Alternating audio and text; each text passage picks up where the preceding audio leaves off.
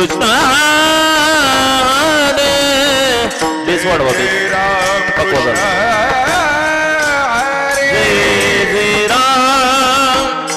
कृष्ण हरे जय जय राम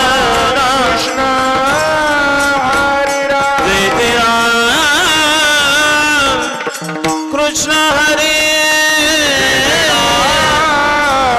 कृष्ण हरे जय जय राम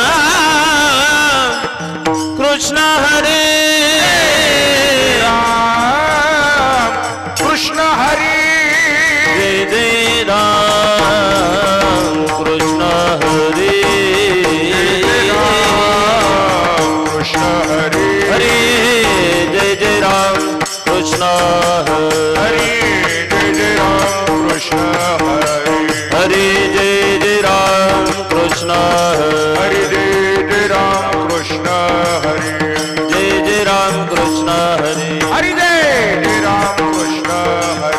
जय राम कृष्ण हरे जय जय राम कृष्ण हरे हरे जय राम कृष्ण हरे हरे हरे जय जय राम कृष्ण हरे जय जय राम कृष्ण जय जय राम कृष्ण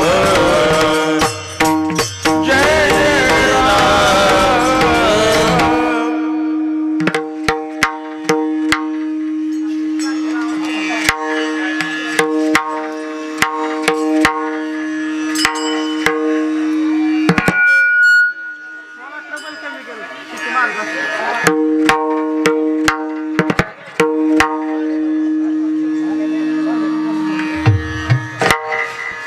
सुंदर ते ध्यान उभे भेटेवर सुंदर ते ध्यान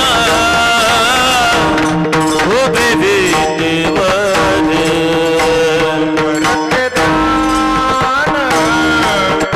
उभे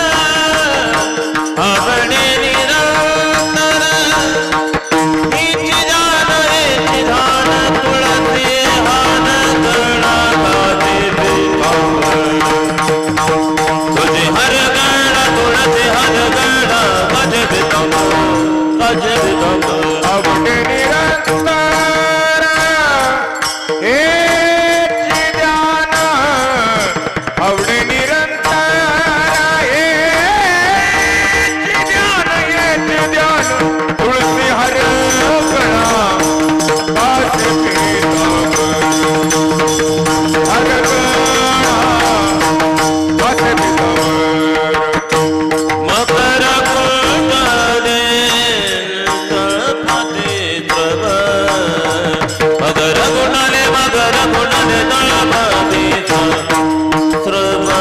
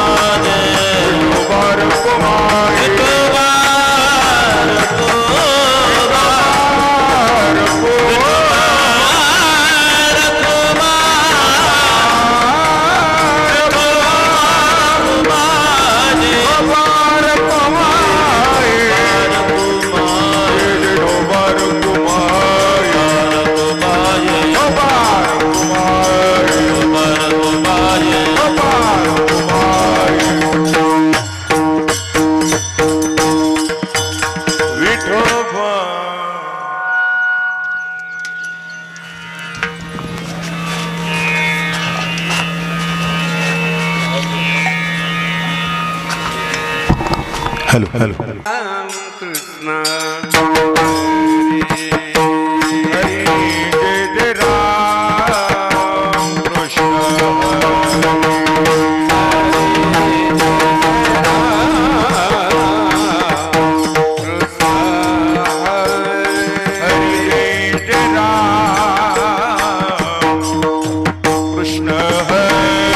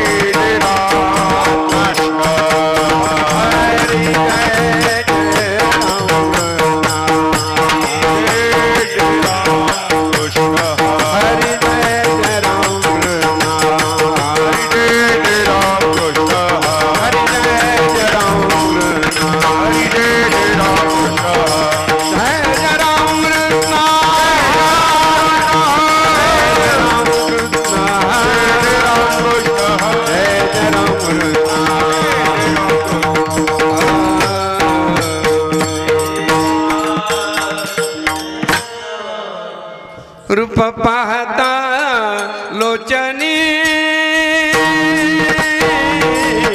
सुख झाले हो साजनी तो हा विठ्ठल बरगा माधव तो माधव बर रूप पाहता लोचने सुख झाले हो साधनी तो हा विठ्ठल बरवा तो हा माधव बरवा कृताची जोडी म्हणून विठ्ठले आवडी तो हा विठ्ठल बरवा तो हा माधव बरवा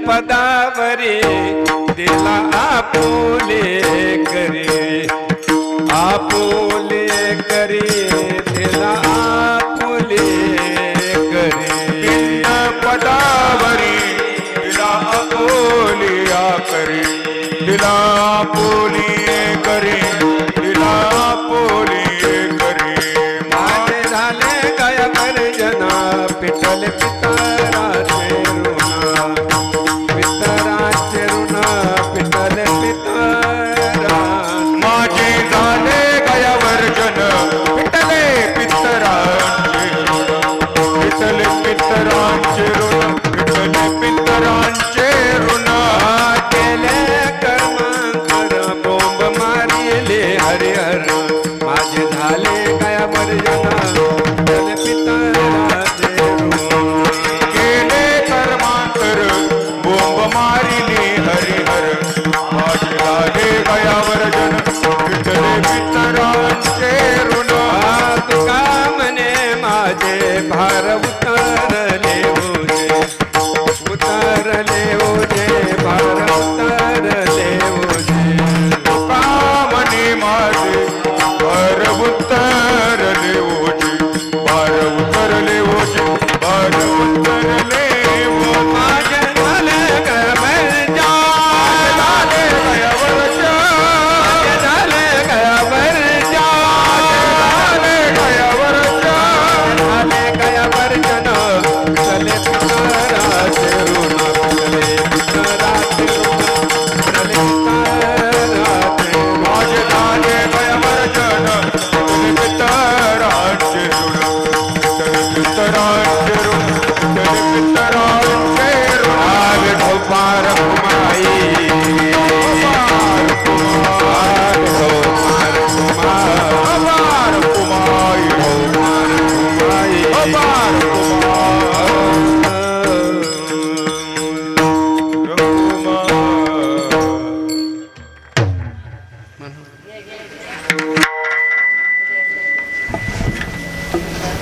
या ते चालतं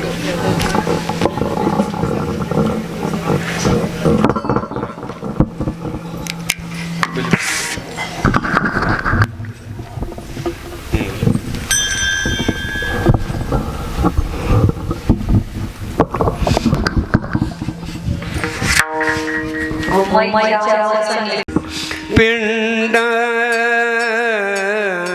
पदावरी पिंड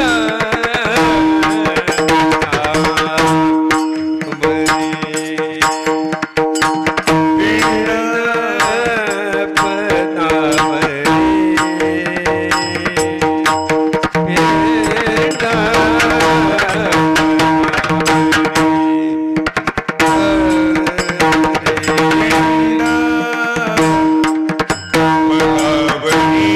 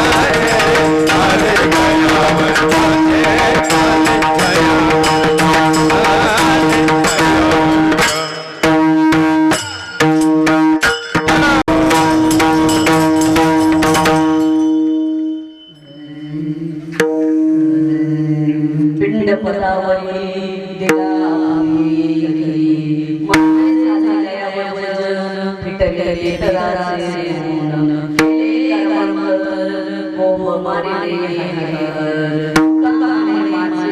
तुका माझे भार धरले तुझे माझे झालेल्या वचन फिटले पितराचे ऊन ढला विठला विठला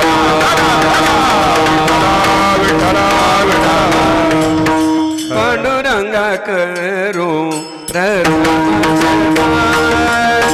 पांडुरंगा करू पांडुरंगा करू पांडुरंगा करू मन मन तुझरे चरणा संततिया तुझरे चरणा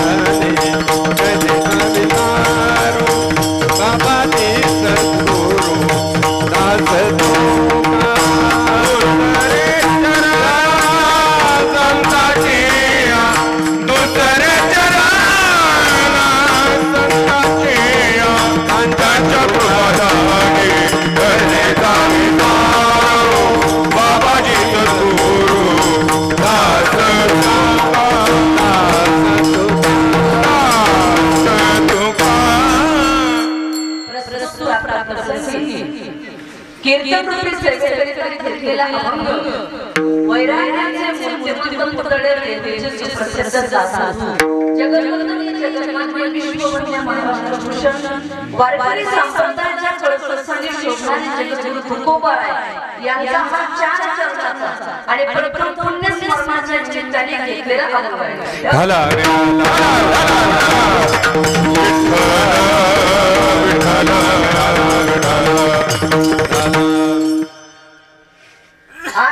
ठिकाणी कैलासवासी शततीर भगवानराव ज्ञानो खरमाटे यांच्या प्रथम वर्ष श्राद्धाच्या निमित्ताने किंवा पुण्यस्मरणाच्या निमित्ताने हा कार्यक्रम आहे. आमचे खरमाटे दादा यांना 103 वर्षाचं आयुष्य लाभलं आणि खरमाटे सरांनी जेव्हा त्यांचे शताब्दी केली 100 वर्ष त्यावेळेस त्या कीर्तनाला सुद्धा मी स्वतः हजर होते. जोरात टाळ्या वाजवायच्या बाबासाठी. आज 100 वर्ष जगणं इथून पुढच्या काळात मुश्किल आहे, पण आमचे दादा 100 वर्ष जगले. त्यांना 2-4 भाऊ, पुन्हा 2-3 बहिणी, मुली, 3 मुलं आणि 3 मुली, मोठा परिवार बाबाचा. आणि खरमाटे दादाच्या खांद्याला खांदा लावून आमच्या आजी पाठीमागून त्यांनी काम केलं. आज येळपूर गावामध्ये कीर्तन आहे. येळपूर तालुका खटाव जिल्हा सातारा ही एक शूरवीरांची भूमी आहे सातारा जिल्हा म्हणजे. आणि आपल्या सर्वांचं हिंदू धर्माचं श्रद्धास्थान शिंगणापूर महादेव हा परिसर आहे. आणि या भागामध्ये मी कुठेही कीर्तनाला आले की दादा कायम कीर्तनाला यायचे. या ठिकाणी आमच्या मॅडम बसले खरमाटे ताई आणि सर कराडला नोकरीला होते, पण हे फोन करायचे ताई इकडे कीर्तनाला येणार आहेत बरं का. आणि आले की ती गाडी घ्यायची मला आमच्या कीर्तनाला मी जिथे असेल तिथे यायचे. फार आवड. 100 वर्षाचं 103 वर्षाचं वय होतं, पण ऐकायला येत होतं, बोलायला येत होतं, कुठलाच आजार नाही, काही नाही, चलत गेले. शूर ओळखावा रणी आणि साधू ओळखावा मरणी. शूर हा रणांगणात ओळखला जातो आणि साधू हा त्याच्या मनावरून ओळखला जातो. तसे दादा अत्यंत चांगलं जीवन जगले. तुमच्या मरणावरून कळतं की तुम्ही आयुष्यभर किती चांगलं केलंय किंवा वाईट केलंय. त्यांनी आयुष्यभर चांगलं काम केलं. आमचा बोलताना विषय झाला ताईचा आमचा की सरांनी आपल्या भावाचा सर्वांचा आपल्या दादांनी सुद्धा प्रपंच करत असताना एक गुंठाभर जमीन स्वतःला जास्त दिली नाही. सर्वांना भाव वाटण्यासारख्याच केल्या. भावाबद्दल पुण्याबद्दल सगळ्यांना चांगले संस्कार देण्याचं काम दादांनी केलं. आणि या परिसरामध्ये दादाचं नाव एक चांगली प्रतिमा, चारित्र्यवान व्यक्तिमत्व, कष्टकरी एक शेतकरी कसा असावा तर उत्तम शेती त्यांची होती. कष्ट केले, शून्यातून हा परिवार उभा केला, मेहनतीतून उभा केला. आणि येळपूर गावाच्या या मातीतून माती, मती आणि मातृभूमी हे सर्व गोष्टी त्यांनी आयुष्यामध्ये सांभाळल्या. आणि 103 वर्षाच्या नंतर ते आपल्याकडून गेले. त्याच वेळेस आमचा विषय झाला होता. सरांना म्हटलं की मला अंत्यविधीला किंवा राखेला कशाला येता आलं नाही. आणि मग आज पुन्हा एकदा त्यांच्या पुण्यस्मरणाच्या निमित्ताने कीर्तन करण्याचा योग पुन्हा एकदा आलेला आहे. या दादांना ज्यांनी आयुष्यामध्ये चांगलं काम केलेलं असतं त्याचा शेवटही चांगला. पवित्र ते कुळ वाणी पुण्यवंत, वाणी पुण्यवंत, पवित्र ते कुळ वाणी पुण्यवंत, ते कुळ वाणी पुण्यवंत सर्व काळ लोभते सर्व काळ लोभते सर्व काळ सर्व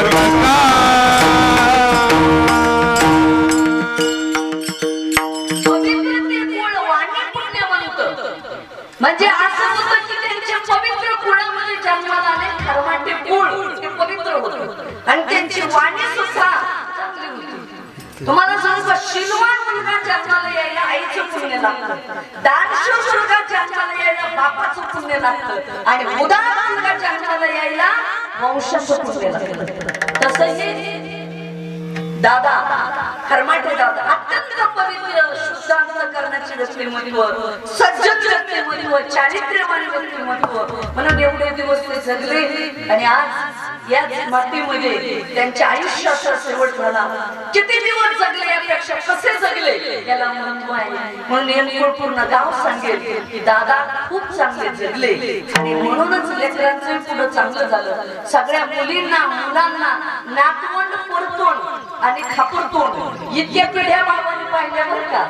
आणि नंतर ते गेले. खरं म्हणजे काय भाग्यवान आहे की एवढ्या दिवस त्यांना आयुष्य मिळालं आणि पुन्हा कुठलाच आजार नाही. नाहीतर आजकाल काय जन्मलेल्या मुलाला लगेच शुगर आहे, पण बाबाला कुठला आजार नव्हता, काही नव्हता. आज त्यांच्या निमित्ताने कीर्तन आहे. त्यांच्या पश्चात 3 मुली आणि 3 मुलं, त्याच्यातले 1 जण पाठीमागे गेलेले आहेत. दुसरे भाऊ शेतकरी आहे आणि आमचे खरमाटे सर एक चांगलं व्यक्तिमत्व. शाळेमध्ये शिक्षकाचं काम करतात, पण ते काम करत असताना त्यांनी सामाजिक बांधिलकी आयुष्यामध्ये खूप मोठी केलेली आहे. शिक्षक असून मुलांना चांगलं शिकवणं आणि सामाजिक काम सुद्धा त्यांचं चांगलं आहे. भैरवनाथ शिक्षण मंडळ वाहगावचे अण्णाजी गोविंदराव पवार सावरकर विद्यालय वाहगाव, तालुका कराड, सातारा इथं 28 वर्ष सेवा चालू आहे. सामाजिक कार्य राज्य सरचिटणीस, राष्ट्रीय वंजारी सेवा संघ सातारा जिल्हा उपाध्यक्ष, ग्राहक संरक्षण समिती महाराष्ट्र, पत्रकार दैनिक बाळकडू, पत्रकार वंजारी पुकार साप्ताहिक सातारा जिल्हा सदस्य, महाराष्ट्र राज्य शिक्षक परिषद आणि वंजारी समाजभूषण पुरस्कार प्राप्त, राज्य आदर्श शिक्षक पुरस्कार प्राप्त असे आमचे खरमाटे सर. त्यांच्यासाठी सुद्धा टाळा. खरं म्हणजे ज्यांनी आपल्या आयुष्यामध्ये आदर्श शिक्षक म्हणून सुद्धा जीवनामध्ये पुरस्कार मिळवला असे हे खरमाटे सर. त्यांनी सुद्धा त्यांच्या जीवनामध्ये आई वडिलांच्या पुण्याईने चांगलं काम केलं. खरमाटेचा इकडे आम्ही आता बसल्यावर विषय झाला की मुलं सगळ्यांचे चांगले शिकले. त्यांची सुद्धा मुलगी MBA होऊन आता इंजिनिअरिंग करते, म्हणजे सर्व्हिसला सुद्धा लागली. आम्ही नेहमी म्हणत असतो की मुलं शिकले पाहिजेत. सर्वात महत्वाचं महामानव डॉक्टर बाबासाहेब आंबेडकर यांनी संदेश दिला होता, शिका, संघर्ष करा आणि संघटित व्हा. त्यामुळे मला असं वाटतं डॉक्टर बाबासाहेब आंबेडकरांनी आम्हाला संविधान दिलं म्हणून माझ्यासारख्या माणसाला सुद्धा इथं कीर्तनाला उभा राहता आलंय. त्या महामानवाची उपकार आहे. तोच संदेश राष्ट्रसंत भगवान बाबा त्यांनी तोच संदेश दिलाय. बघा पुढे ते फॉलो केले. आपण म्हणतो ना कीर्तन फॉलो करा, ते म्हणजे बाबांनी सुद्धा फार मोठा मंत्र दिला, यज्ञर विकार, मुलं शिकवा. शिक्षण वाघिणीचं दूध आहे, जो पिल तो गुरगुरण्याशिवाय राहणार नाही. आणि भगवान बाबाने तर एवढा मंत्र दिला, ज्या ऊसतोड कामगाराच्या हातात कोयता होता ऊस तोडायचा, त्यांच्या हातात भगवान बाबाने पुस्तक दिलं आणि बाबाने एकच सांगितलं, पुस्तक वाचा, मस्तक सुधरेल. सुधरलेलं मस्तक कुठेही नतमस्तक होणार नाही आणि कोणाचंही हस्तक होणार नाही. ते भगवान बाबा. शिक्षण स्वतःचं अस्तित्व स्वतः निर्माण करा, बुद्धिमान व्हा. तसं आमच्या या दादानी आपल्या मुलांना शिकवलं, बुद्धिमान केलं, नातवंड शिकले. आजच्या काळामध्ये बुद्धिमान बनणं गरजेचं आहे. एक माणसाकडे असतो मुद्दा आणि दुसरी गोष्ट असतो बुद्धा. पण मी म्हणणाऱ्याची दादागिरी संपुष्टात आली. जो मुद्द्याने चालेल, जो बुद्धीने चालेल, तोच या जगामध्ये पुढे जाईल. म्हणून बुद्धिमान व्हा. बुद्धीचे वैभव आणणे नाही तुझे, बुद्धीसारखं वैभव जगाच्या कुठे नाही. अशा दादांच्या पुण्यस्मरणाच्या निमित्ताने आजचं कीर्तन आहे. आज या ठिकाणी उपस्थित माझ्यासोबत आले हरिभक्त परायण विठ्ठल महाराज सांगळे, उत्कृष्ट असे गायक आहेत. तसेच हरिभक्त परायण हरी महाराज, तसेच हरिभक्त परायण तुषार महाराज आणि आध्यात्मिक गुरुकुल ही वारकरी शिक्षण संस्था आहे. ते सुद्धा विद्यार्थी या ठिकाणी उभे आहेत. तसेच उत्कृष्ट असे मृदंग वादक श्री हरिभक्त परायण ओंकार महाराज. ओंकार महाराजांचं वाजवणं सुद्धा पाहायचं काम नाही, जोरात वाजवणं आहे. मृदंग वाजवायला सुद्धा मनगटात ताकद लागते. आपण तोट्यातून बोल काढतो आणि मृदंगाचे बोल हातातून काढले जातात. आणि या ठिकाणी आता हे आपलं कीर्तन फक्त येनकोळ गावापुरतं राहणार नाही, तर पूर्ण देशात जाणार आहे. आमचे युट्यूब चॅनल वाले सारथी आमचे गोपाळराव, त्यांच्या निमित्ताने सुद्धा तुम्हाला हे सगळीकडे पाहायला ऐकायला मिळणार आहे. चांगले वाक्य वाटले तर टाळ्या जरा जोरात द्या, सातारा जिल्ह्यातले असल्यासारखे. लगेच तिथं असं असेल का करू हा सर्व आप्तेष्ट नातेवाईक आणि येळपूर गावामध्ये सुद्धा आम्ही कीर्तन केली सगळी मंडळी इथे या भागात पळशी इकडे भरपूर गावं आहेत बऱ्याच ठिकाणी आम्ही कीर्तनाला यायचं मांडवे दामणी या भागात खूप ठिकाणी कीर्तनाला आलो म्हणून आपणही सोयरे नातेवाईक आप्तेष्ट गावातली मंडळी सगळ्यांना धन्यवाद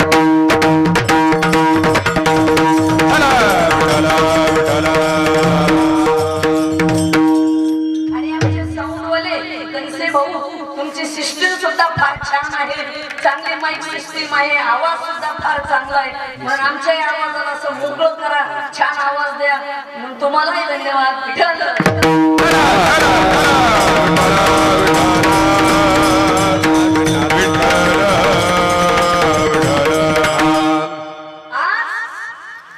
या दादांचं पुण्य स्मरण आहे मुळात एक लक्षात घ्या की श्राद्ध का करायचे बर का इकडे लक्ष श्राद्ध का करायचे या पाठीमागचं लॉजिक काय आहे याच्या पाठीमागचं कारण काय आहे मनुष्य जन्माला आला की येते ज्या दिवशी मृत्यू होतो अंत्यविधी दुसऱ्या दिवशी सामान्य दशक्रिया विधी आणि या श्राद्ध म्हणजे जीवाचा शेवटचा कार्यक्रम आजचा श्राद्ध आणि प्रत्येक मानवी जीवनाला जो जन्माला आलाय त्याला एक दिवस जाऊच लागतं या ठिकाणी कोण राहायला आलेला आहे कोणीच नाही पक्षी अंगणी उतरते ते का गुंतून या राहते वस्तीकर वस्ती आल्या प्रातकाळी निघून जावं लागतं प्रत्येकाला या जगाचा निरोप देवादिकासारख्यांना सुद्धा हे जग सोडून जावं लागलं ज्याला त्याला आपापले अवतार संपवावे लागले तर मनुष्य नाही उरो आले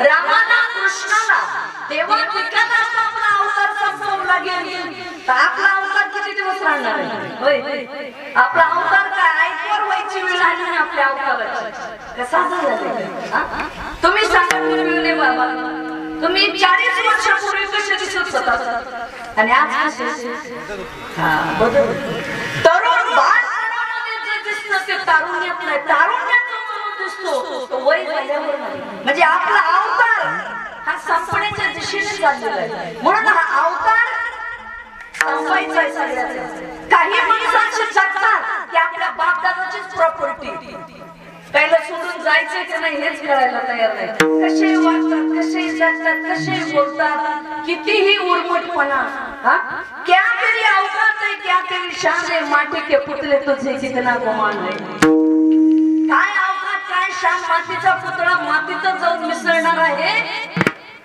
काय होणार आहे याचं जीवनामध्ये चांगलं वागलं पाहिजे चांगलं वागा चांगलं जगा चांगलं बोला चांगलं खा चांगलं प्या चांगले विचार डोक्यात ठेवा तेच बरोबर येणार आहे बाकी काय नाही तर काय सोबत घेऊन आले होते काय घेऊन जाणार आहे काहीच नाही क्या लेके आएगा क्या लेके जाएगा काही नाही काही बरोबर घेऊन आलो नाही तर काही बरोबर घेऊन जाणार नाही मग हे तर सगळ्यांनाच माहिती आहे तरी माणसं चुकीचं वागतात.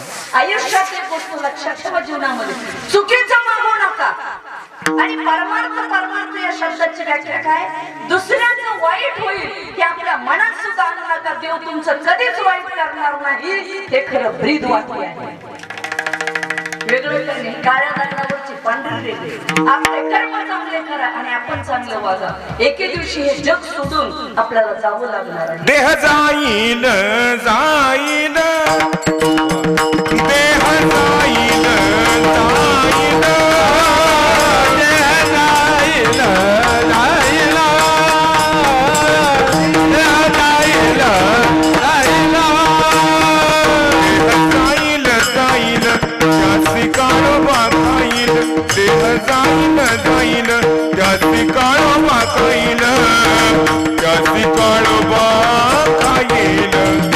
देह जाईल जाईल, देह जाईल जाईल, जाईल जाईल, त्याची काळोबा खाईल. जाईल जाईल, त्याची काळोबा खाईल, त्याची काळोबा खाईल. आईल आईल,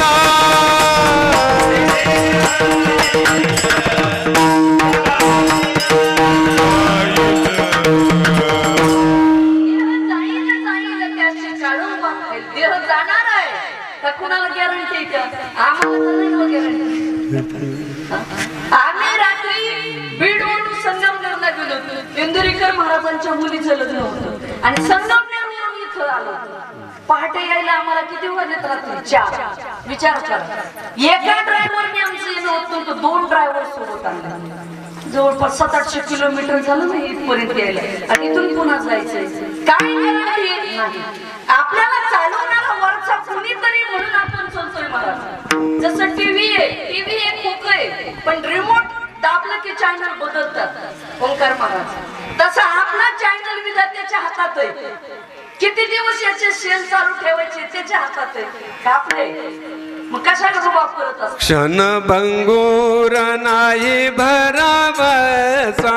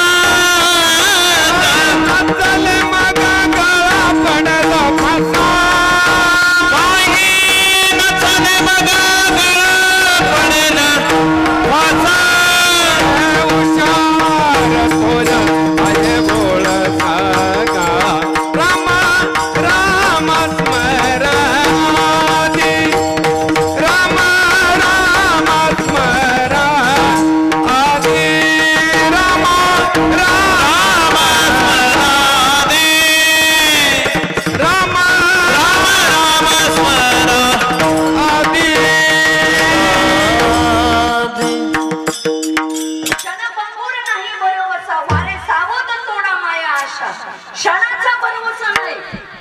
क्या जीवने की प्रक्रियास हातों में लिया नहीं तेरा घास. हातात घास घेऊन तोंडात घालेपर्यंत सुद्धा ग्रास घे हात नाही, ग्रास घे हात नाही, गात गिरे हात नाही, गात गिरे हात नाही. क्षण भंगूर हे जायन कळता, क्षण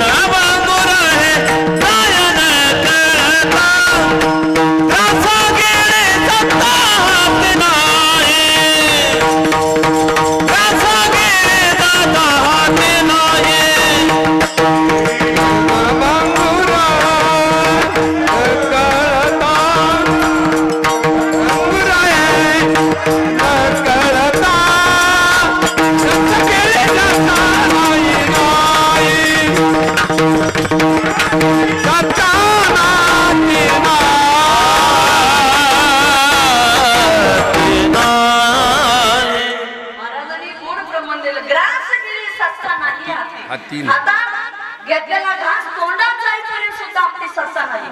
जर या जीवनाची गॅरंटी नाही, कधी जाणार आहे, कधी संपणार आहे आयुष्य, घरातला माणूस बाहेर जाऊन घरी येईपर्यंत गॅरंटी नाही आहे का? रस्त्याला ऍक्सिडेंट रोज होतात, मुंगीसारखी माणसं मरतात, कुणी पाहायला तयार नाही, उचलायला तयार नाही असतं. आता आम्ही तर आमच्या आयुष्यामध्ये कितीतरी पेशंट उचलले, कितीतरी. एकदा तर आम्ही शिर्डीच्या रोडने चाललो होतो आणि बऱ्याच गाड्या पुढे लागलेल्या.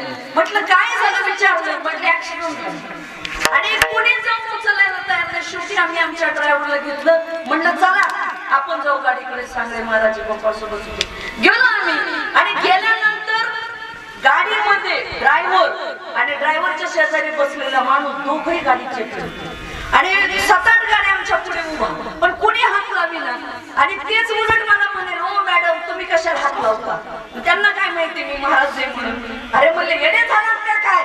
चला म्हणलं. आम्ही ती गाडी तोडली आणि मग त्या दोघांना बाहेर काढलं आणि पाथर्डीला हॉस्पिटलला दवाखान्यामध्ये नेलं. ती माणसं काही दिवस वाचली, लक्षात ठेवा.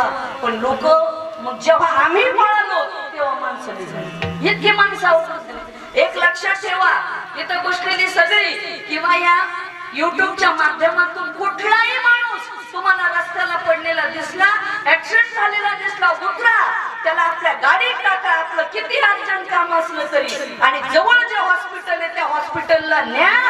हाच खरा परमार्थ आहे, पुण्य लागेल. तुम्ही जर दुसऱ्याचा जीव वाचवण्याचं पुण्य केलं तर ईश्वर तुमच्या पाठीमागे उभा राहतो. असं नका करू. दुसऱ्याच्या दुःखात आपलं दुःख माना, दुसऱ्याच्या आनंदात आपला आनंद माना. असं करा जीवनामध्ये. नाहीतर दुसऱ्याला दुःख झालं तर आपण हसू नका. दुश्मन असू दे आपला, नाही करायचं. त्याने आपल्यासाठी किती वाईट वागू दे, पण आपण आपला चांगलपणा सोडू नका. त्याला माणसं म्हणतात. जीवनामध्ये चांगलं वागा, चांगलं जगण्याचा प्रयत्न करा. हाच खरा परमार्थ आहे. काय चांगलपणा, चांगलं जगणं, चांगलं वागणं, चांगली सुबुद्धी ठेवणं हे जीवनामध्ये महत्वाचं आहे. एक दिवस आपल्याला सर्व सोडून जायचंय, काही नाही. दशक्रियाविधी झालं ना, हे पुण्यस्मरण श्राद्ध म्हणजे हे शेवटचा जीवाचा कार्यक्रम. आता हा पिंडदान सुद्धा केला जातो. काही माणसं जिवंतपणे आई वडिलांना सांभाळत नाहीत आणि वारल्यावर म्हणतात करा पिंडदान. आता ठीक आहे, पहिल्यापासून आलंय की आपल्याला पिंडदान द्यायचं आहे, सर्व चालू आहे. पण जिता नाही अन्न मेल्यावर पिंडदान. जिवंतपणे काही लोक आई वडिलांना सांभाळत नाहीत आणि मेल्यावर पिंडदान. काय काय खाऊ घालता उगीच, त्याला काय अर्थ आहे? अजूनही आम्ही शहराला बघतो, महाराष्ट्र, तेलंगणा, आंध्र, मध्य प्रदेश 2-4 राज्यात 30-32 वर्ष झालं रोज हेच काम आहे आमचं. बरं का, 30-32 वर्ष झालं आम्ही कीर्तन करतोय. हेच काम रोज, हेच, दुसरं काहीच नाही. सांगणं ज्ञानोबा आहे, तुकोबा आहे, भगवान बाबाचा संदेश घेऊन, वारकरी संप्रदायाची भगवी पताका खांद्यावर घेऊन, रात्रीचा दिवस करून रोज हेच सांगण्याचं काम करतो आम्ही. पण आम्हाला लक्षात आलं, जे पैशावाले लोक, शिकलेले लोक आहेत, त्यांचेच आई वडील वृद्धाश्रमात आहेत, पण अजून शेतकऱ्याचे मायबाप वृद्धाश्रमात नाहीत. म्हणून भारत ही भूमी कृषी प्रधान आणि ऋषी प्रधान आहे. ही देशाची गौरवशाली परंपरा ऋषीने आणि कृषीने म्हटलेली आहे. कृषी म्हणजे शेतकरी, आमचा बळीराजा हा खरा उदार मनाचा आहे आणि मोठ्या मनाचा आहे. म्हणून ही संस्कृती टिकली, नसं काही खरं नाही. टिकलंय सगळं. विठाल विठाल विठाल विठाल विठाल हरी विठाल. पिंडदान करायचं. काही लोक म्हणतात पितृ कशासाठी घालायचे, पितृपक्ष. पिंडदान का करायचं? आपले जे वर गेलेले पितर आहेत त्यांच्या नावाने जर आपण अन्नदान केलं तर त्यांना वरते मिळतं. काही लोक म्हणतील आपण इथं पक्ष करतो, पितृपक्ष, इथं माणसं जेवण घालतात, तिथं कसं काय वर भेटतंय? तुम्ही सांगा, आपल्या एखाद्याचा मुलगा अमेरिकेला आहे तर मोबाईलचा आवाज तिथं कसं काय जातो? बरोबर आहे का? सांगा बरं. मोबाईलला का वायर होय बसलेली सुशिक्षित माणसं, यशवरी दादा, बरोबर आहे का? मोबाईल कुठं? यंगपूर गावात. लावलाय फोन कुठं आपण? अमेरिकेत मग एवढ्या लांबचा वायर आहे का काय कशी जाते त्यांची बघा ना कसं संशोधन आहे जर तिथं मोबाईल आवाज जातोय इथं केलेलं अन्नदान वर का नाही जाणार कोणी पुण्य करा आणि देत राहा जो देतो ना आणि एक लक्षात ठेवा कधी पण जरा देणाऱ्याच्या यादीत बसा ईश्वर तुम्हाला जास्त देत राहतो द्या देण्याचं काम जीवनामध्ये आयुष्यामध्ये आपण केलं पाहिजे विठ्ठल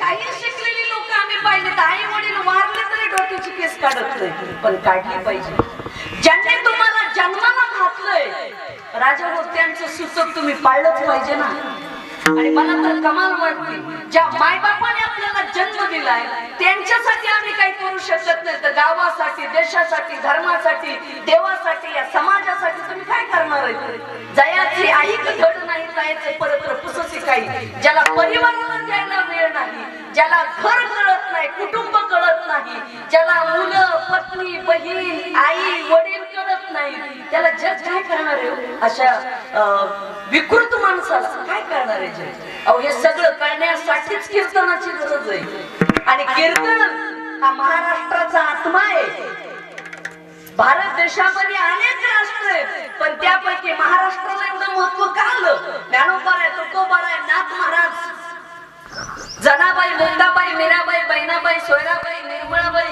गाडगी मैत्री संत मीराबाई आई साहेब अशा अनेक संतांच्या पदस्पर्शाने पुढील पावन झालेला महाराष्ट्र या महाराष्ट्रामध्ये 36 जिल्हे 350 तालुके आहेत का महाराष्ट्र समृद्ध आहे जय जय महाराष्ट्र माझा गरजा महाराष्ट्र माझा हे का म्हटलंय होय महाराष्ट्राला हे का म्हटलं कारण महाराष्ट्र ही संतांची भूमी आहे म्हणून भारत देशामध्ये महाराष्ट्रासारखा पवित्र राष्ट्र जगाच्या पाठीवर नाही हे लक्षात ठेवा एवढं महाराष्ट्र आमचं आराध्य दैवत पांडुरंग परमात्मा एकच देव आहे जगाच्या पाठीवर ज्याच्या पायावर डोकं ठेवून आम्हाला दर्शन करता येतं एवढाच महाराष्ट्र आहे म्हणून गौरवशाली परंपरा आई वडिलांना सांभाळणं नातेवाईक आप्तेष्ट माणसं रक्त आम्हाला ह्या सगळ्या गोष्टी कळायला पाहिजे म्हणून पिंड म्हणून पिंडदान आई वडिलांच्या निमित्ताने जिवंत असताना तर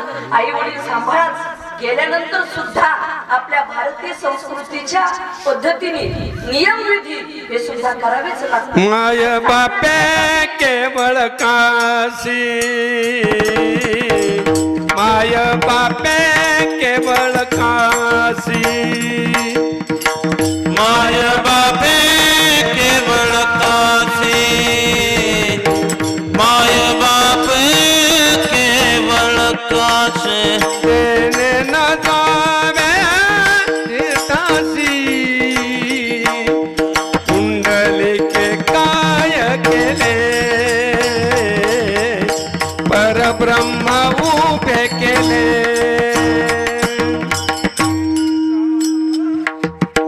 माय बापे केवळ काशी तेने न जावे तीर्थासी आई वडील म्हणजे काशी पुंडलिका काय केलं पुंडलिकाने काहीच केलं नाही आई वडिलांची सेवा केली वीट फिरकवली 28 युग झालं पांडुरंग परमात्मा त्या विटेवर उभा आहे तुम्हाला सांगू का जर तुम्हाला वाटत असेल आम्हाला ईश्वराचं दर्शन व्हावं तर देवाने जन्मदाती आई वडील म्हणजे साक्षात पांडुरंगाचं रूप आहे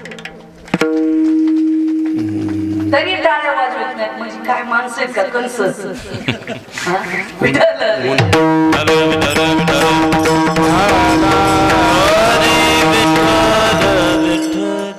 ईश्वराचं रूप आहे आणि त्याची सेवा आम्हाला करायची म्हणून गेल्या वर्षी करायचे पण जिवंत असताना करा आमचे बरेच संन्यासी लोक स्वतःच पिंडदान जिवंत असतानाच करतात काही माणूस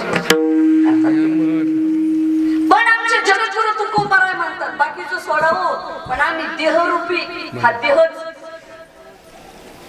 जिवंत असतानाच भगवंताला समर्पित केलं बोला पिंड पदावरे पिंड पदावरे पदावरे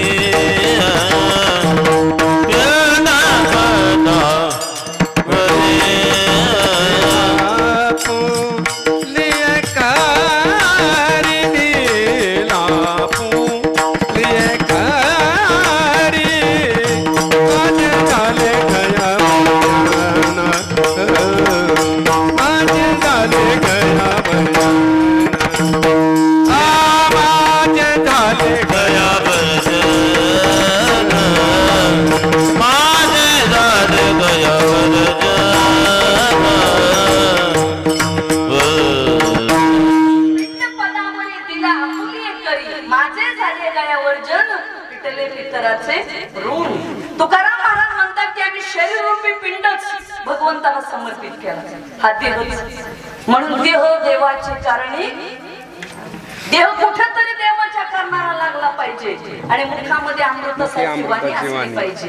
हे जीवनामध्ये केलं पाहिजे. म्हणून पिंड पदावरी दिला आपले माझे झाले गयावर म्हणून गयावर फिटले पितराचे ऋण. आता पितराचं ऋण नेमकं कसं फेडायचं?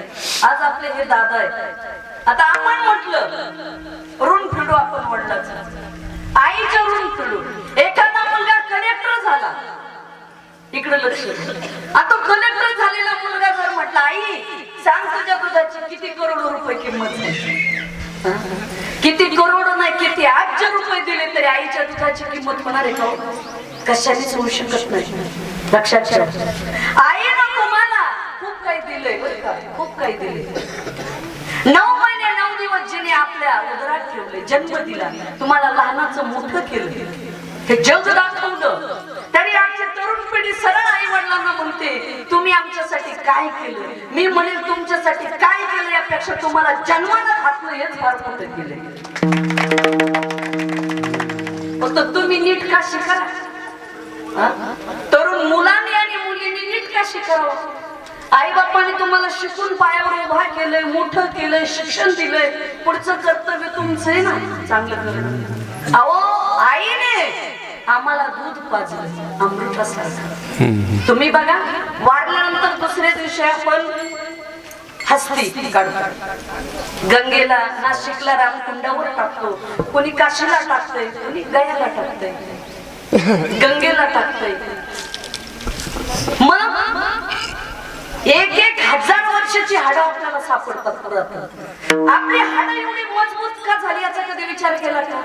ज्या आईने आपल्याला दूध पाजलं त्याच्यामुळे आपली हाडं मजबूत आहेत. लक्षात ठेवा. आईने दूध पाजलं म्हणून आज तुम्ही पुण्याला किंवा मुंबईला गेलात बरं का, 100 मजली बिल्डिंग आहे.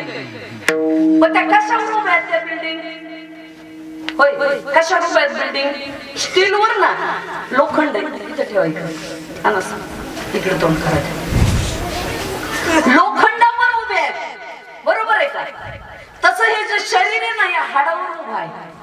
हाडातलं कॅल्शियम कमी झालं तर माणसाचे गुडघे बदला म्हणतात. गुडघे दुखायला लागले तर बरोबर आहे का? विठ्ठल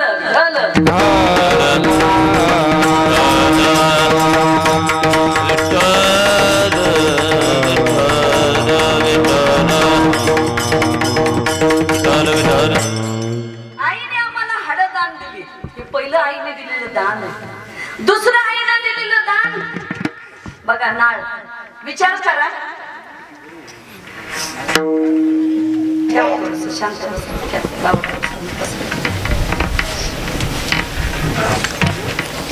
आईने दुसरं दिलेलं दान. बाळ जर जन्माला आलं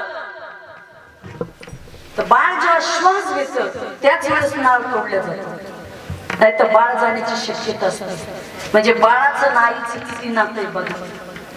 आईने दिलेलं तिसरं दान म्हणजे रक्तदान. आईचं आणि मुलाचं रक्त एकच आहे. विचार करा. म्हणून मी तुम्हाला उदाहरण देईल. पद्मश्री डॉक्टर तात्याराव लहाने लाखो लोकांचे ऑपरेशन केले, 2 किडन्या गेल्या होत्या. पण आईने सांगितलं तात्याराव माझी किडनी मी तुम्हाला देते. आणि ते तात्याराव लहाने अजून लोकांचे ऑपरेशन करतात. आईने दिलेलं दान आहे म्हणायचं. आईने दिलेलं चौथं दान म्हणजे गर्भदान. 9 महिने 9 दिवस गर्भ आईने आपल्या उदरात ठेवला. आईने दिलेलं 5वं दान म्हणजे लज्जादान. जेव्हा तुम्ही जन्माला येतात लाखो लोकांची गर्दी बसलेली असू द्या, पण बाळ जर रडायला लागलं ना तर आई आपल्या आबरूची हे करत नाही, लाज बाळगली. लाखो लोकांमध्ये बाळाला जर भूक लागली तर आई पत्राड घेते आणि बाळाला दूध पाजते. आईने दिलेलं बाळाला हे आबरूदान स्वतःच दिलेलं. लक्षात ठेवा. पण मी इथं बसलेल्या पण सगळ्याच लोकांना सांगितलं, ज्या आईनं मुलासाठी आपली आबरू दान दिली, लज्जा दान दिलं, त्या पोराला लाज वाटत नाही, थोडी सुद्धा आबरू वाटत नाही की आपण आपल्या आई वडिलाला सांभाळावं का नाही. मला वाटतं आश्रीचं वाटत आणि त्यांनी त्याच्या जीवनामध्ये थोडी तरी लाज धरली पाहिजे. जी मुलं आई वडिलाला सांभाळत नाहीत त्यांना लाजा वाटल्या पाहिजेत. अरे ज्या जन्मदात्या आईने बापाने तुम्हाला लहानाचं मोठं करून तुम्ही जर त्यांना सांभाळत नसेल तर तुमच्यासारखे पापी तुम्हीच आहे. अशा माणसाला मी शून्य समजतो, शून्य. काही त्याच्या जीवनात अर्थ नाही. भला तू कलेक्टर आस नाही तर किती मोठा हो, झिरो किंमत आहे त्याला. ज्याने जन्माला घातलंय त्याच्यासाठी तुम्ही सांभाळू शकत नाहीत. काय जीवनामध्ये पुरुष मंडळी लक्षात ठेवा, बऱ्याच वेळा शहरला राहायला असतात तुम्ही नोकऱ्याला आणि कदाचित जर आई किंवा वडील भेटायला आले तर बायको लगेच गोडगोड करते, कशाला आले तुमची वडील काय. आणि मोठ्या मोठे साहेब आईला बाजूला घेऊन जाऊन म्हणतात, आई तू कशाला आलीस, मी चालू असतो ना गावाकडे, जीव दिवी जीव, कशाला झाला साहेब. बरोबर आहे का. काय पाहता माझ्याकडे, खरं बोलते का खोटं. तुम्ही सुद्धा डोक्यात घ्या सगळे, शेतकरी का बायको असा ना. हा, आणि तुम्ही बसलेली पुरुष मंडळी, नाही तुमच्या बायकोने आईचं लुगडं धुतलं, तुम्ही धुवा. तिने तुमची खूप धुतलेले. बरोबर आहे का. शी काढली, शू काढली, सगळे तुम्हाला आईने केले मोठं. धुवा ना तुम्ही आईची साडी, काय फरक पडत नाही महाराज. करा, त्याला मुलं म्हणायचे. बाबांचे कपडे धुवा, काही फरक पडणार नाही. आणि महिला मंडळ तुम्ही सुद्धा डोक्यात ठेवा, जरा सासू सासऱ्याची सेवा करा. तुम्ही जर आता केली तर पुढे तुमची सुनान मुलं करणार आहे. पण तुम्ही आता जशी वागणूक सासू सासऱ्याला देणार त्याच्यापेक्षा वाईट पुढे तुमचं होणार. येते की नाही लक्षात. काही नाही, आम्ही बीड जिल्ह्यातली माणसं जे बोलायचं ते खरंच बोलायचं. काय नाही इथं काय होत आहे. तुमचं माहेर परळी आहे, आपलं बीड आहे, काय नाही खरं बोलायचं. काय कुणाला राग येऊ नाही येऊ, पण आता येतोय खरं. आणि तुम्हाला एवढं खरं बोलणार आमच्या सारख्या सोडून कोण बोलणार आहे तुम्हाला. फक्त सध्या खरं बोलणारी हे नारदाची गादी. महाराज लोकच तुम्हाला खरं पोट तिडकीने जीव तोडून सांगतील. मला दुसऱ्या चार गप्पा काही मारून कीर्तन करून जाता आलं असतं बरं का खरं म्हटलं. पण आम्ही लोकांच्या कळकळीचं सांगतो. आम्ही 2 तांचे कीर्तनात घसा तोडतो. त्याच्यातून 1-2 लोकांनी जरी आई बापाची सेवा केली ना, ते बीड संगमनेर इथं सातारा येणकुळा आलेल्या कीर्तनाचं सार्थक झालं असं आम्हाला वाटतं. हा आमचा उद्देश, बाकी काही नाही हो. बाकी काय, आईची तुम्हाला महत्व सांगितलं. अरे खोप्यामध्ये खोपा सुगरणीचा चांगला, देखा पिलासाठी तिनं झोका झाडाले टांगला. काय छोटीशी चिमणी, तिची केवढीशी चोंच, आणि त्याच्यात ती चारा आणते आणि आपल्या लेकरांना लहानाचं मोठं करते. हंबरुनी वासराले चाटती जे मागाय, तेव्हा मला तिच्यामध्ये दिसती माझी माय, दिसती माझी माय. अरे गाय सुद्धा वासराला सांभाळते. गाय, तुम्हाला अजून उदाहरण दिले. सिंहीण 4-5 पिलाला जन्म घालते आणि सिंहिणीचं असं आहे, ती जन्माला घालते आणि त्या दरवाजा इतकी जरा लांब जाऊन उभा राहते. मग तिच्या सिंहिणीच्या पिलाने उठायचं स्वतःच्या पायावर आणि चालत चालत त्या सिंहिणीकडे जायचं. 5 पिलाला जन्म दिला, 4 चालत गेले, पण एकाला उठताच यायचं. आणि ते आईकडे घायाळ नजरेनं पाहत, आई मला उठता येईना ग, आई माझ्याजवळ ये ना, मला उठता येईना, मला उचलून घे, मला जवळ घे. पण सिंहीण अशी असते, थोडं लक्ष देऊन ऐका बरं. सिंहीण फार करावी असते, ती येत नाही त्याच्याकडे. 4 पिलं येतात आणि ती येतच नाही. शेवटी तिच्या लक्षात येतं की याला आता उठता येत नाही. ते उठत नाही, पायावर उभा राहत नाही. सिंहीण तिकडून झाप झाप पाऊल टाकत येते आणि जशी काय त्या लेकराच्या कानात काहीतरी म्हणते आणि सांगते, बा तुला जर तुझ्या पायावर उभा राहता येत नसेल तर तुला जगण्याचा अधिकार नाही. आणि सिंहीण स्वतःच्याच पिलाचा नरडीचा घोट घेते मारून टाकते. नाही म्हणून जबाबदार आई बापाने मुलं घडवा बर का. माय माऊल्यानो सिंहिणी सारखी आई म्हणा, नुसत्या फॅशन मध्ये नका जाऊ. लेकरं मोठे लेकराला सुसंस्कारित करा ही खरी फॅशन आहे. मुलं चांगली नाही निवडली ना माता माऊल्यांनो, जीवनाची फॅशन निघली काय नाही. लेकरा बाळासाठी वेळ द्या. 1-2 तास जे आपण मालिका बघतो ना टीव्हीला, टीव्ही बंद करा आणि मुलाबरोबर अभ्यास आई बापाने करत बसा.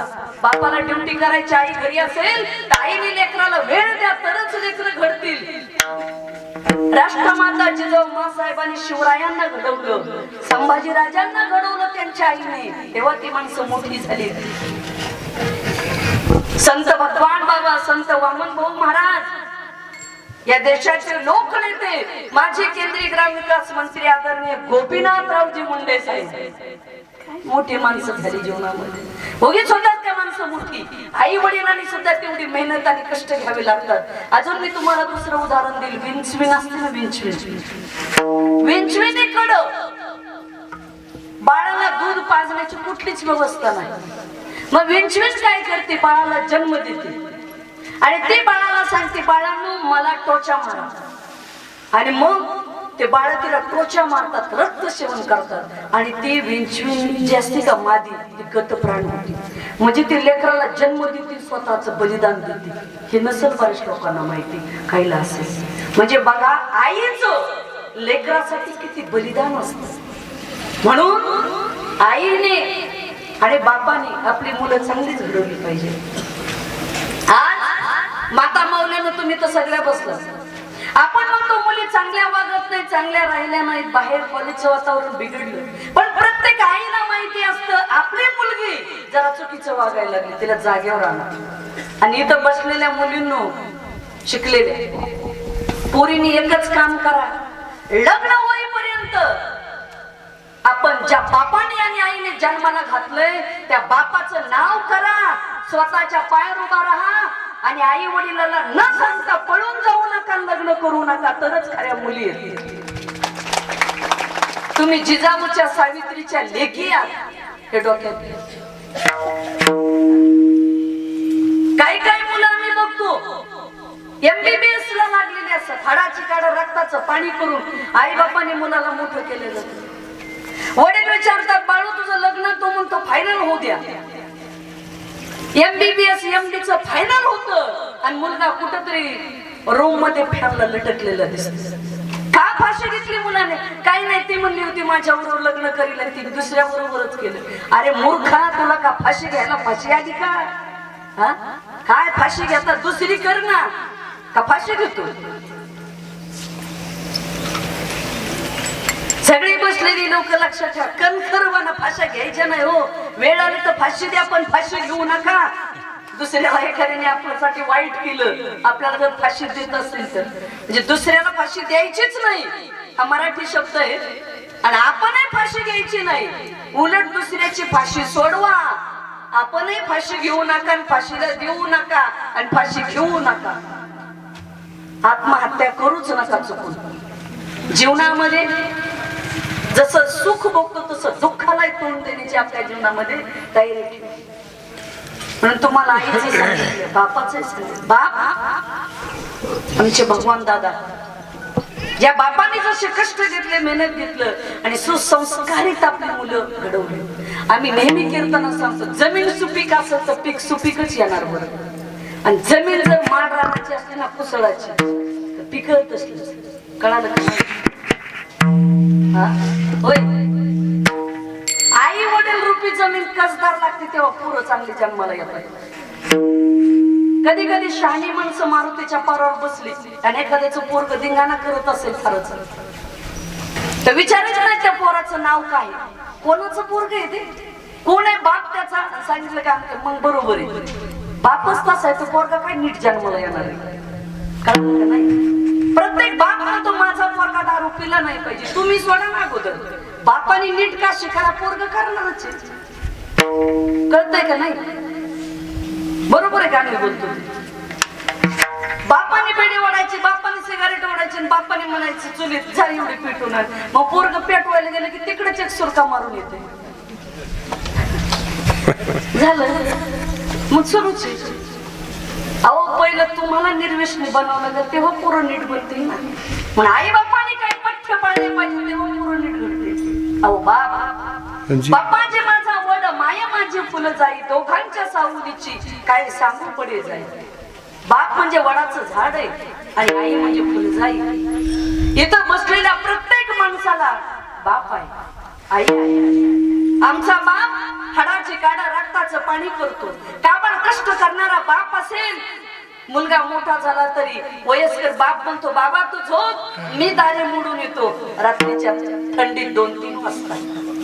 त्या बापाने तुमच्यासाठी काय केलं? अहो चप्पल फाटली तशीच बाप घालतो, कोपरे फाटले तशीच घालेल, कपडे फाटले तेच घालेल. पण माझ्या ताईला कमी नाही पडलं पाहिजे, माझ्या मुलाला कमी नाही पडलं पाहिजे. कुणाची इच्छा असते? बापाची. आणि इथं बसलेल्या महिला मंडळ लक्षात ठेवा, बापाचं आणि मुलीचं नातं वेगळं बरं. बापाच्या काळजाचा तुकडा जर कोण असेल तर ते मुलगी. आणि जीवनामध्ये माणसाला एक कवायना मुलगी पाहिजे बरं, मुलीशिवाय प्रेम नाही. तुम्ही पहा, मुलाला सांगावं लागतं बाळ पाणी आण, पण त्याच घरात तुमची छोटीशी दीदी असू दे, तिच्या पायात पैंजण असतं, तिला पाणी आणता येत नाही. पण ते लहान लेकरू पप्पा बाहेरून आले, तुम्ही खटावला गेला, साताऱ्याला गेला, माठात जाणार, अर्धा पेला सांडत सांडत सांडत येतं, पण ते बाबाला पाणी द्या, पप्पा पाणी द्या. थोडी मोठी झाली कन्या की बाबा तुम्हाला चहा करून देऊ का? मुलीचा आणि बापाचं फार बॉन्डिंग असतं. पुन्हा थोडी मोठी झाली, बाबा लगेच फोन करत, कधी येणार आहेत पप्पा घरी? तुम्हाला जेवायचं नाही का? किती वेळ बाहेर फिरता? बाप लेकरासाठी खूप काही करतो, खूप काही करतो. मुलगी असेल, बापाची परिस्थिती असेल तर बाप सांगतो तायडे तुझ्यासाठी 1 एकर काय 2 एकर जमीन विकील, पण मी चांगल्या घरी देईल माझ्या लेकीला. जेव्हा मुलीचं लग्न ठरतं, बाप पतसंस्थेतून बँकेतून पैसे काढेल, व्याजाने पैसे काढेल, कापड दुकानाकडे उधारी करेल. मुलीचं लग्न बाप ठरवतो. सर्व नातेवाईक वाटेला असतात. मंडप मध्ये मुलगी दर्शन घेते, आईच्या पाया पडते, आई मुलगी रडते. पण मुलगी आईला विचारते, आई माझे बाबा कुठे? आई सांगते, बघ तुझे बाबा त्या मंडपच्या त्या कोपऱ्यामध्ये जेवणाचे पात्र उचलतात. बापाने जसं ताईचं जमलं तसं 2 महिने स्वतःचा मुलगा दाटून ठेवलेला असतो. कधी कधी बापाला रडता येत नाही, उशीत मुंडकं घालून बाप रडत असतो. आणि जेव्हा अंगाला हळद लागलेली, कपाळाला पाशीण बांधलेली लेक बापाच्या जवळ येते आणि बापाच्या पायाला वाकायला दर्शनाला बाप दर्शन ठेवू देत नाही. आता लेक आणि बाप एकत्रित मिठी मारतात आणि बापाच्या डोळ्यातून आज गंगा यमुना वाहतात. किती दगडाच्या हृदयाचा बाप असू द्या, पण आतून बाप पूर्ण तुटतो आणि बाप ढसा ढसा रडतो. बाई आज लेक 20-25 वर्षाची लेक काळजाचा तुकडा असते बापाच्या, आणि ते लेक पारख्याचं धन करायचे असते. आणि तो बाप आपल्या लेकीला म्हणतो, तायडे काही कर पण या बापाचं नाव निघेल असं नानबरख बाई, बापाचं नाव निघेल. त्याला म्हणतात बापू.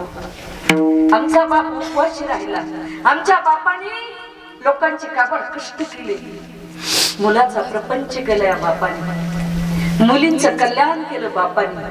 महिला मंडळ माहेर तिथपर्यंतच आहे जोपर्यंत आई वडील जिवंत आहेत तोपर्यंत. एकदा तुमच्या आयुष्यातली आई आणि बाप गेले ना, सुखाचा आणि प्रेमाचा समुद्र आटतो.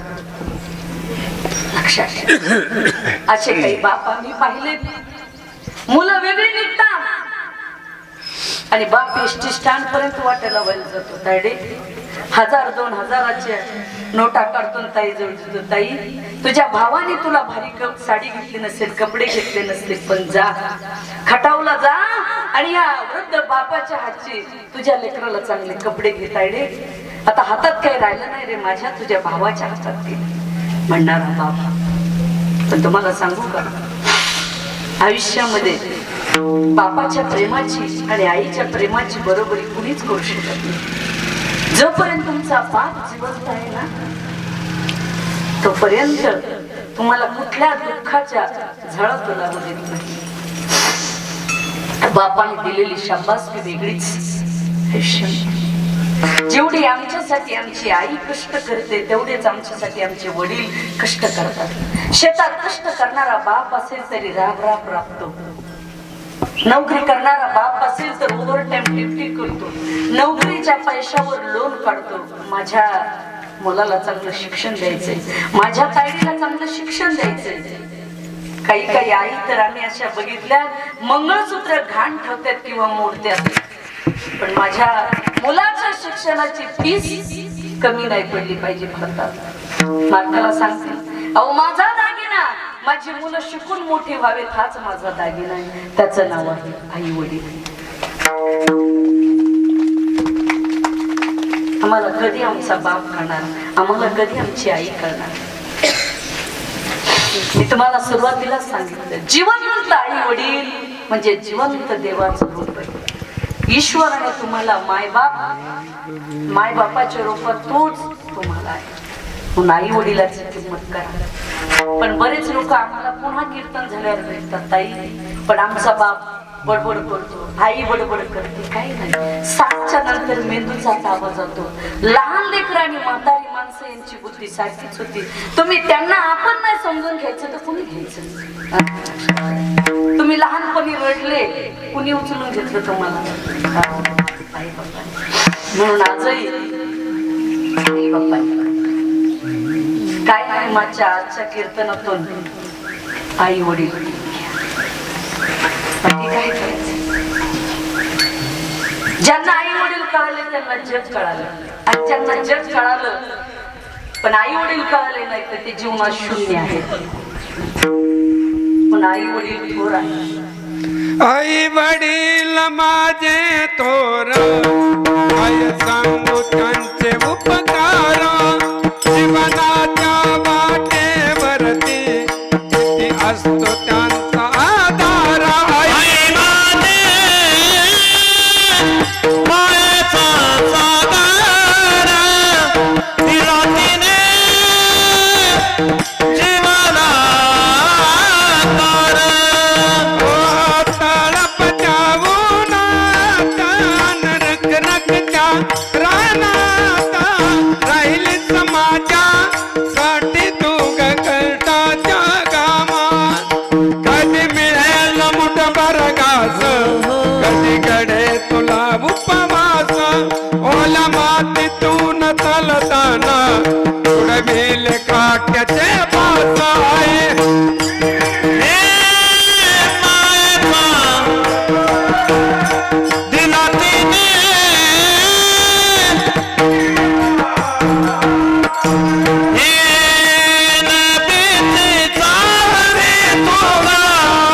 चंदनाची खोर, शीतल तुझी छाया, मला हवी जीवनभर. तुझ्या शीतल छायेमध्ये उभा आहे ओ गगनेला. आई देवाची मी ग, आई तुलाच ग मागेन. मायेचा सागर जातीने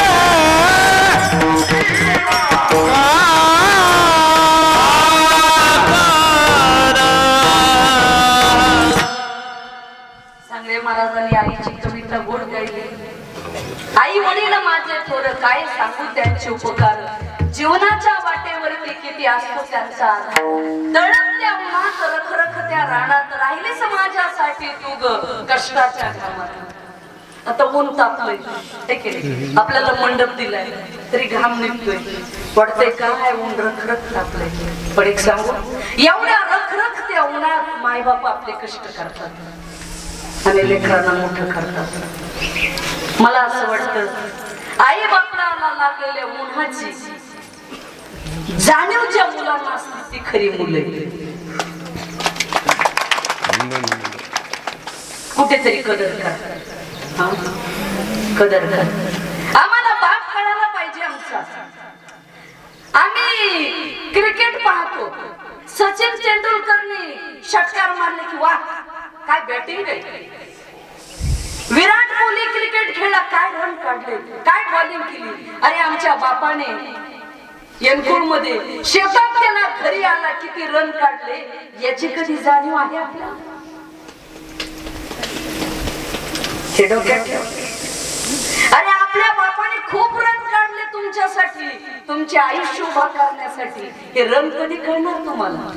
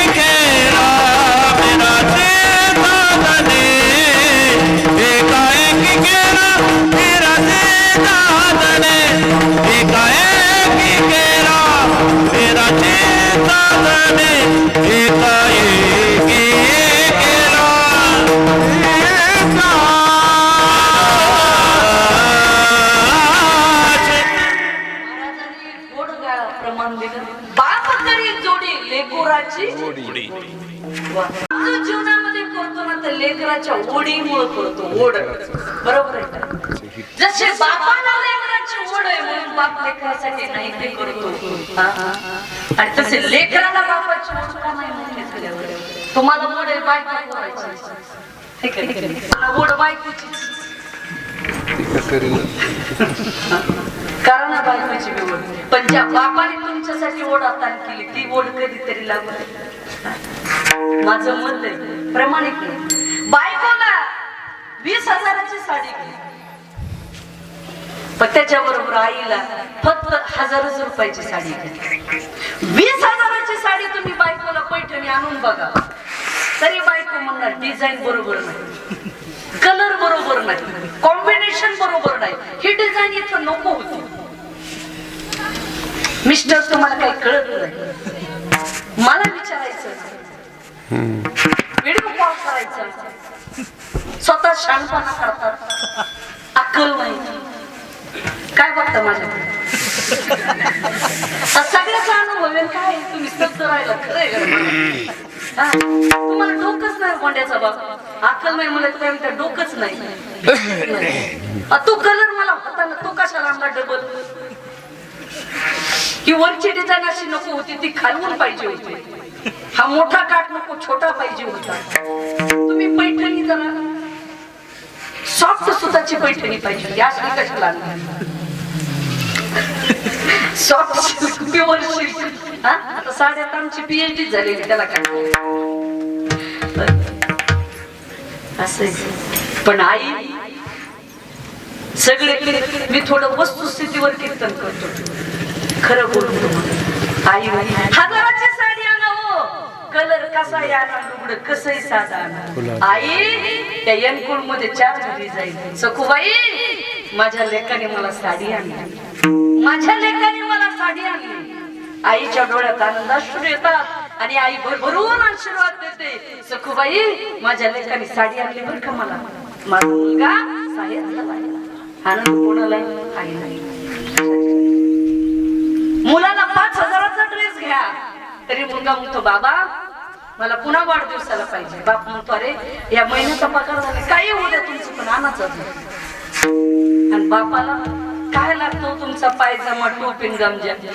500 रुपयाचा ड्रेस होतो किंवा 1,000 रुपये काय. आता फेटे तर राहिलेच नाही, टोप्याचे, म्हणून लोक एकमेकाला टोप्याच घालायला लागले सध्या. कोणी कोणाला टोप्या घालतंय हे का नाही? नातेवाईकडे टोप्या घालाव, परिवार टोप्या घालतोय, मित्र मित्राला फसवतोय, बरोबर धंदे करते पुन्हा टोप्या घालते. तुम्हाला वाटतं का तुम्हाला कधी कधी लोक आम्हाला टोप्या घालायला आम्हाला सुद्धा फसवते? आता काय सांगा, अवघड आहे जात्या, सगळीकडेच कठीण झालं. तुम्हाला वाटतं का महाराज लोकांचं सुखच आहे? आता बऱ्याच वेळा लोकांना वाटतं महाराज लोकांची. तुम्ही मला सांगा, मी बीड जिल्ह्यातून पाटोद्यातून काल 2 वाजता निघालो, संगमनेरला पोहोचलो आणि पहाटे तुमची दहीवडीला पहाटे 4 वाजता कंटिन्यू 14 तास गाडी. आणि आता इथं 2 तास उभा राहतो ना, आता पुन्हा पाठवण्याला जायचंय. वाटतं का तुम्हाला म्हणजे महाराज लोकांचं आयुष्य कमी? आणि किती 30-32 वर्ष झाला मी हेच काम करतो. कष्ट केल्याशिवाय वयाच्या 13 वर्षी आम्ही घर सोडले, नाळंदीला जाऊ शकतो. कधी कधी माणसं म्हणतात आमची परिस्थितीच नाही हो. 40 मुलांमध्ये मी एकटी शिकायला होते त्या काळात आळंदीला. मुलीची व्यवस्था कुठंच नव्हती. 90-91 ची गोष्ट. आणि 5 वर्ष आळंदीला मी राहिलो. ज्ञानेश्वर मिशन संस्था गुरुवारी विठ्ठल महाराज शास्त्री यांच्याकडे शिकलो. 5 वर्षात एकदाही गरम पाणी आणलं नाही. इंद्रायणीच. आजच्या विद्यार्थ्याला विद्यार्थिनीला किती सोय, तरी आम्ही नीट वागाना त्यांच्या जागा. काय मेंदूत किडे पडलेत का काय काय की मुलांच्या मुलीच्या, तेच करायला तयार. शिका,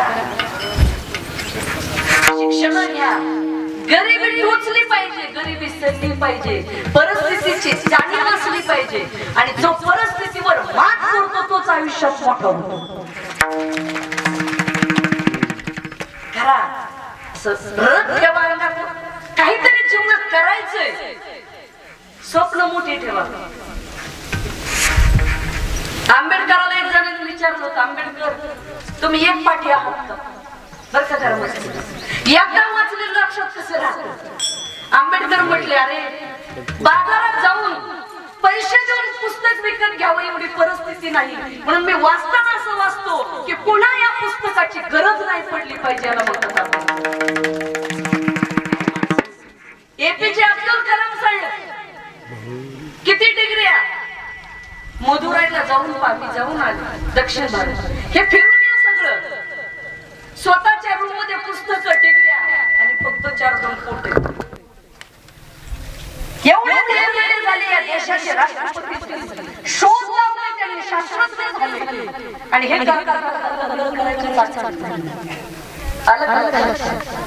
लग्न करायचे म्हणून माणसं सपने वो नहीं, सपने वो नहीं जो नींद में आए, सपने वो हैं पूरे किए बिना नींद ना आए. माझे राष्ट्रपती एपीजे अब्दुल कलाम साहेब त्यांचे वाक्य, स्वप्न मोठी ठेवा, ध्येयवादी जगा आणि चांगलं जगा. म्हणून माझं नेहमी मत असतं, चांगलं खा, चांगलं प्या, चांगलं बोला, चांगले बर का. 10 निगेटिव्ह विचाराचे मित्र करण्यापेक्षा एक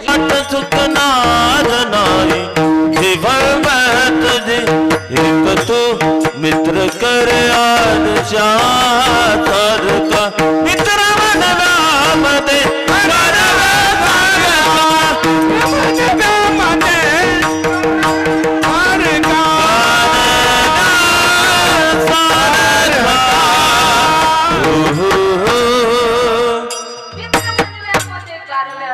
कसा मित्र असावा? कर्णासारखा आणि दुर्योधनासारखा. कर्णाला सांगितले 5 पांडव तुझे भाऊ आहेत, कुंतीने सांगितलं आणि कृष्णाने सांगितलं. पण दुर्योधनाने आपलं कर्णाने सांगितलं दुर्योधनाच्या मिठाचं काय करू, ज्याचं मीठ खावं त्याचं नीट करावं बरं का. पण आपण तर कसं आहे आपण, होय कसं आहे, ज्याचं खावं मीठ त्याला करावं नीट. आपलं असं ज्याचं खावं मीठ आणि त्यालाच करावं मीठ. अरे आपल्याला ज्याने आपण त्यालाच नीट करतो, त्याला दादागिरी दाखवतो. तूच काय? असे बरेच मित्र पाहिले ज्यांनी पार्टनरशिप मध्ये धंदे केले, चांगल्याच मित्राला फसवलं, ह्याला बडायचं. म्हणून माणसं म्हणतात विश्वासघात केला. म्हणून मला एक वाटतं विश्वासघात केला म्हणण्यापेक्षा चुकीच्या माणसावर विश्वासच ठेवू नका, हे पहिलं डोक्यात घ्या. इथं अलीकडे असलेले जागोजागी फसवणारी माणसं म्हणून थोडस हुशारी वागा. तुमचा सल्लागार चांगला. दुर्योधनाच्या आयुष्यात सल्लागार होता शकुनी, म्हणून महाभारतासारखं युद्ध घडलं. 100 भावांचा एकही राहिला. पण अर्जुनाच्या आयुष्यात सल्लागार होता कृष्ण, म्हणून विजय झाला. आपला सल्लागार मित्र चांगला पाहिजे, नाही तर गाव गाड्यामध्ये गाव गोंडी करणारे मित्र नसावं. आपल्यालाच नीट करतात आणि आपलीच मित्र काय कामाचे. एवढं लक्षात ठेवलं तरी मला वाटतं आजचं कीर्तन आमचा प्रवास बरोबर आहे. यंगपूर गाव यंगपूर तालुका खटाव जिल्हा चांगलं गाव आहे. सातारा जिल्हा शूरवीरांची भूमी. खरमाटे सर तुम्ही दादा आज दादा स्वर्गात जिथे कुठे असतील तिथून तुम्हाला आशीर्वाद दिल्याशिवाय राहणार नाही की माझ्या जन्माला एवढा चांगला कार्यक्रम केला. आणि आई वडिलांनी आशीर्वाद देणे जीवनात सर्वात मोठी सिद्धी होती. प्रयत्न करून भरपूर गोष्टी भेटतात पण एमपीएससी यूपीएससीला माणसं म्हणतात उगी एका मार्गावरून गेलो एका पॉईंटवरून गेलो. बरं का शिकलेली सगळी लोक लक्षात ठेवतात अभ्यास करून तिथपर्यंत जाता येतं पण पॉईंट मध्ये येण्यासाठी आशीर्वाद लागतो. आणि तुमचं कर्म चांगलं लागतं. कृती कर्म तुमचं कर्म चांगलं असलं तर तुम्ही जीवनात माझ्या झालेल्या एवढे पिटले पितराचे कर्मांतर बोंब मारले आहे. एकदा मोठ्या प्रेमाने पांडुरंग विठोबार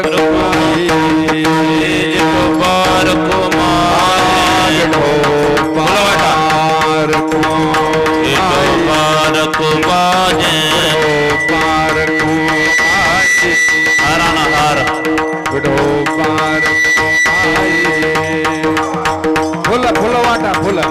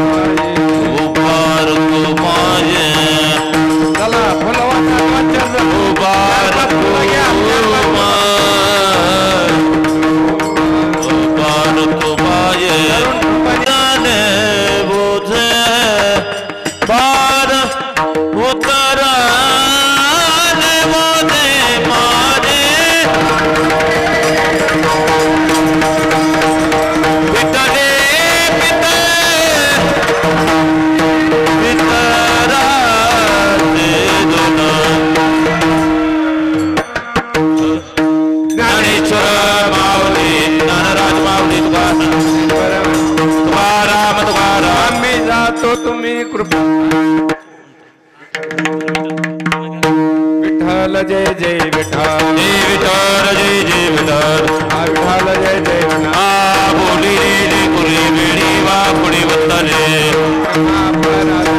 नाही उच्चारिता निकार उभे राहा बामने ताने जरा राखा बाया बैठी जरा घरातील सर्वांनी तो फोटोच्या समोर या. घरातील सर्वांनी फोटोच्या समोर या.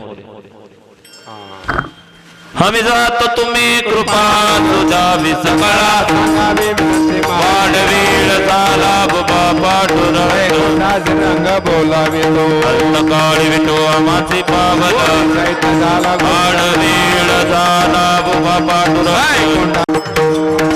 राजवी सागरात पाषाण तारिले सद्गोबाचे उदके अवकर दिले आरती तुकारामा स्वामी सद्गुरु रामा सजानन मूर्ती पाय